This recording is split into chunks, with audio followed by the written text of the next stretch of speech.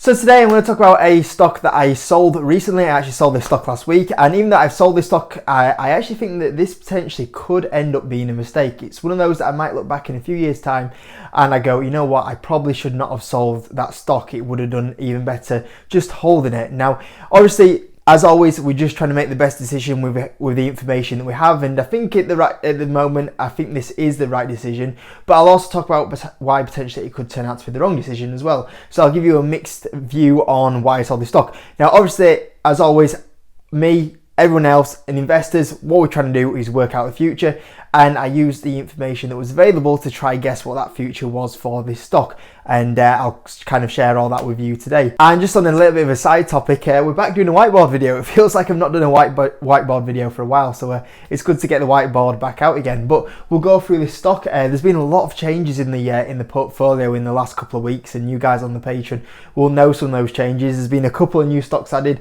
There's a couple of stocks that have come out of the portfolio, so I had a bit of a swap around with the new ISA season kind of going on. And yeah, if you do want to know what I'm buying and selling in real time, the place to be is on the Patreon, and you get 2 exclusive videos a week. Join through the link in the description.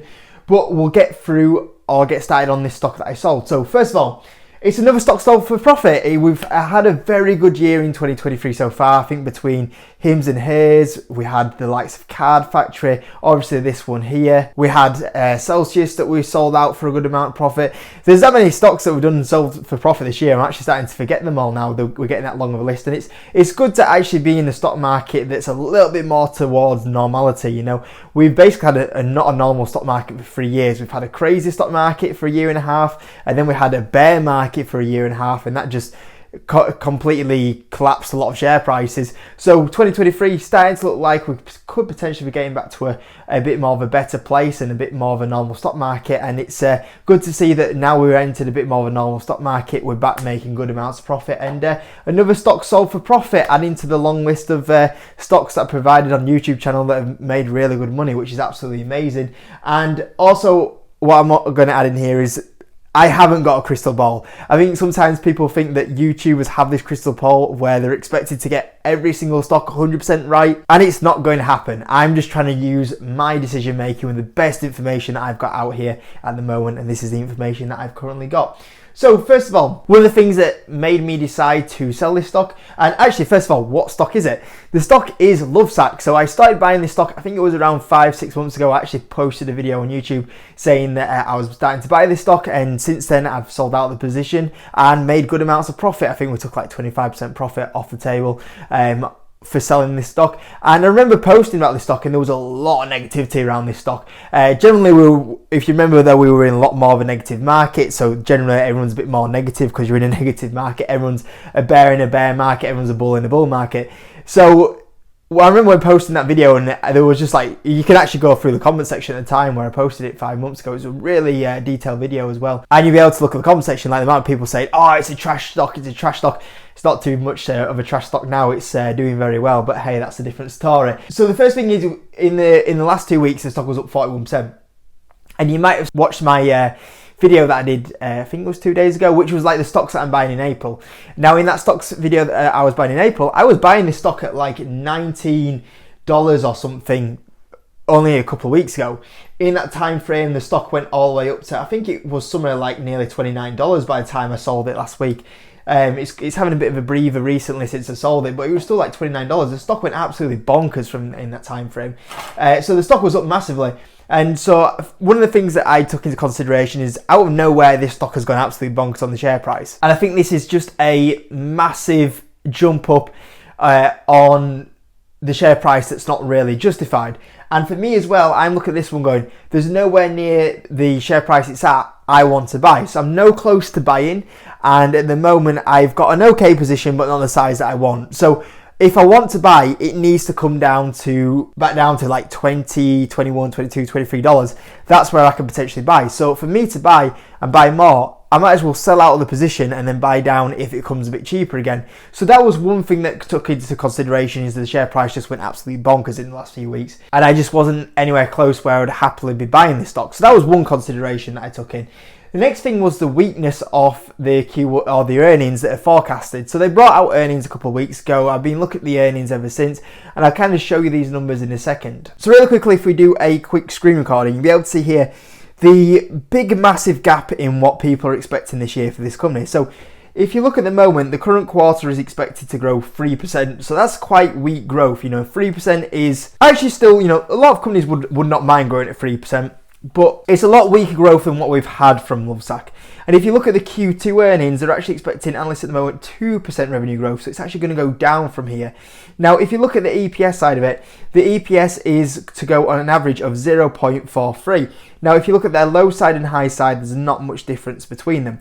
So there's a weak Q1 going on here. Now, what's expected is Q2 to be actually even weaker. So if you actually look at the analyst expectations for Q2, you can see here the high end is 0.53, the average estimate is 0.14, and the low estimate is negative 0.16. So you can see here, everyone's trying to guess what profit they put in Q2. Now, if you look here, 2% year over year revenue growth. But when you look at by the end of the year EPS is to be $1.87, and if you look at the end of the year growth, it's actually expected to be 9%. So you can see here, at the moment, everyone's kind of unsure what they're going to do at this. Well, everyone's kind of expecting a weak start to the year, and we know that because we're in March, so we've got, or April even, we've got good data on how the company's doing at the moment. But the big thing is this company and a lot of analysts are expecting a big rebound by the end of the year to get from 2% to 9% by the end of the year, and also you got to factor in that's 3%, 2% growth in Q1, Q2.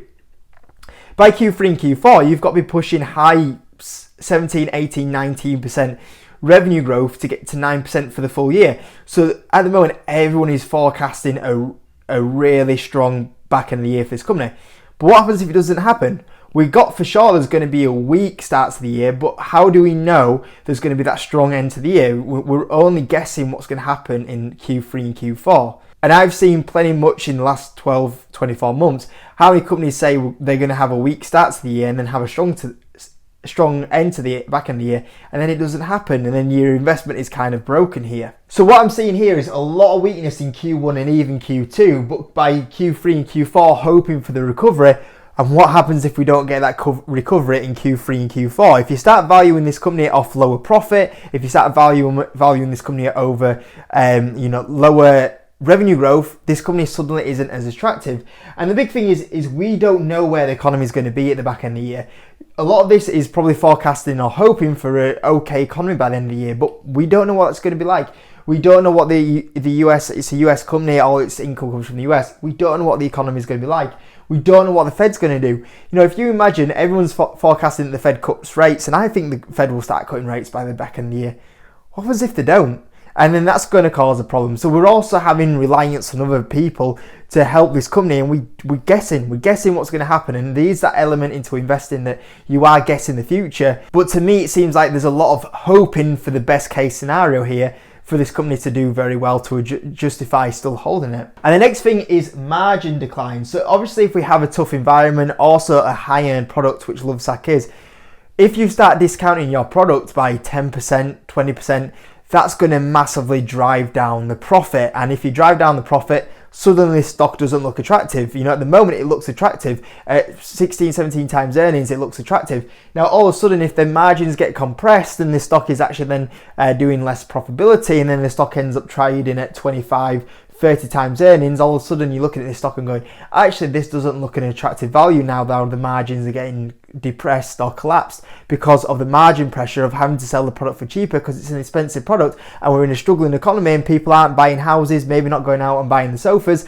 It all takes on that knock-on effect, and that was also another thing that kind of weighed on my decision. And I think it was also Matta who shared something with me, that he said that he saw an article on Costco actually selling the LoveSac sofas at a discount as well, and that's also a key sign already that this Q1, Q2 weakness kicking in, and also could potentially have slower revenue sales. Obviously already 2%, 3% growth, but also then your margins get collapsed as well. And ultimately this just led to, the risk to the reward side of it, and sales and product growth. We're looking at this one and going, if your sales are at slower rates, then it's not as attractive. If the margins are getting depressed, it's not as attractive investment. And I'm looking at the risk to reward here. I'm currently up on this position really nice. All I know at the moment is there is going to be weakness in Q1 and Q2 more than likely, because we are in April, that is already confirmed. And rather than hoping that there's going to be that recovery into the back end of the year, why don't I just take the profit off the table? I wait until we get round to Q2, and at Q2, if the weakness continues, then I go, actually, I dodged a bullet. Or in Q2, actually, this valuation is okay if actually this Q3 and Q4 is actually back to growth. So that was my whole plan of taking it off the table and waiting and see what happens, rather than hoping that it works out. So that's something that I did there with LoveSac. Now, like I said, I still think this is a potentially, if everything works out for this business, it's still going to be a very good investment. If they still have a strong second half of the year and the margins hold up and the sales do what is expected, this is a good investment still. And this is where I would look at an absolute idiot, and especially if the economy recovers and this carries on doing very well, I'm going to look a bit of an idiot for selling this one. The other thing is the profit and revenue. If that holds up what's expected, once again, it looks very good. And also, it's a very strong balance sheet as well, at a good valuation. So if this company does hold up, this is probably still going to be a very good investment. And I don't blame anyone for holding this position still, and it still does very well. My point of view was just looking at the risk and reward and thinking, well, I know at the moment I'm up a lot. And the other thing is that I'm looking at the risk side of it, and potentially could they deliver on what has been a weak start of the year and end up into that strong part at the end of the year, the second half of the year? I'm not sure. So I thought, really, just take the profit off the table and wait and see, and potentially I could still get this share price without that risk of, is that slowdown going to continue for the rest of the year? And that's what I decided to do. So yeah, that's overall kind of my thinking process through this whole situation. And like I said, it just came up to the risk to reward, and I thought, okay, we're up, let's take some good profit off the table, and then we'll come back in a few months' time and we'll assess how this is doing with the earnings towards the back end of the year, and if there is some weakness creeping into these sales, or the weakness that is in the sales for Q1 and Q2 continues into the back end of the year anyway. So yeah, hope you enjoyed it. This is just me kind of talking and showing you some of the thought process I go through while selling this position, and some of the risk to reward, and also for me sharing another stock that's absolutely smashed it. You know, the returns is nothing to be sniffed at. You know, you consider that this return in the last few months has outperformed what the average return would be for the S&P 500 in 3 years. It's not bad at all, so I'm pretty happy overall that, as I always say, you know, all of us that are doing this stock market game are here to make money, and if you make money, it's something not to screw your nose up at if you've made some good money, and that's what we've done, and that's the main thing. So yeah, I hope you enjoyed the video, and well done to any of you guys that were owning or own LoveSac and bought that one, because I'm sure you're doing very well. And let me know if you're a seller. Let me know if you potentially could be one of those that carry on holding it through this situation here. Let me know your thoughts as always in the comment section, guys, and yeah, I'll see you in a bit.